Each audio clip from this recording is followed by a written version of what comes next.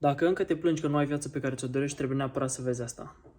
Cea mai mare putere a noastră este puterea de a alege și gândește-te la asta. Ești suma alegerilor pe care le-ai făcut în trecut. Întreabă-te, alegerile pe care le faci azi te duc mai aproape de persoana care vrei să devii? Dacă nu, e timpul pentru o schimbare. Degeaba spui că vrei mai mulți bani dacă ajungi acasă după muncă și ești la o bere cu băieții. Degeaba spui că vrei să începi o afacere, dar tu îi urăști pe cei care au mulți bani și crezi că au furat. Degeaba spui că n-ai timp să te educi, dar tu în mașină bagi radio în loc de cărți audio.